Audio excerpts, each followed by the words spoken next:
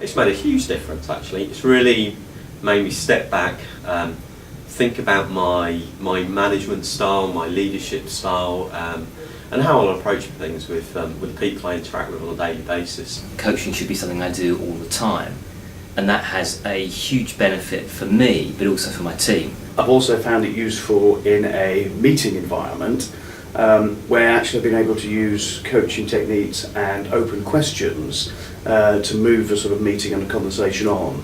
For me, the unleashing an individual's potential by getting them to solve their own issues and develop themselves in that process has been a bit of a revelation. The biggest shift, I would say, is we've gone from being very much or predominantly a tell and do organisation, and there still is an element of that, and sometimes that's right and proper, to being able to encourage people to really think for themselves, make decisions for themselves, and look a little bit more long term than we might have done in the past. It kind of changes your outlook on how you manage your people and the best you can get out of them. I think it makes you think about how you can re-engage them, or whether you have disengaged them in the way that you managed in the past.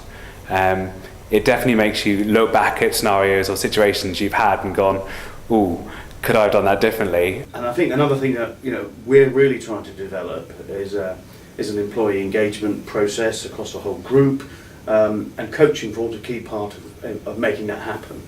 People feel that you have more time for them, so not only are you teaching your people how to do their jobs great, but it makes for a happy working place. You have, as a company, you have to create any possible tools to people believe that actually there's a career in retail and they can move up and they can learn and can develop. So I think as we engage and interact with our people more, that will then continue and be carried out across the shop floors.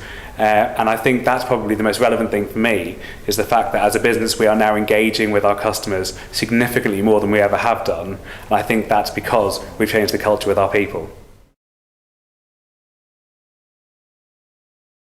I mean, our teams responded very positively to coaching and to this new way of thinking and a new way of behaviour.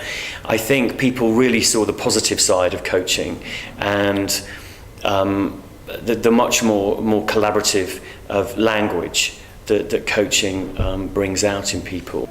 Generally enjoyed the opportunity and felt much more listened to and valued in the process, as well as benefiting from being forced through the process of coming up with their own solution, and it's great as far as I'm concerned. We have to realize that most of the answers are in the people and not in the leadership, and it's the skill is to get the best answers and the most sustainable answers out of the people. It gives them an opportunity to actually have more of an input into discussions, and not always offering solutions, and actually it's enabled them to take greater ownership.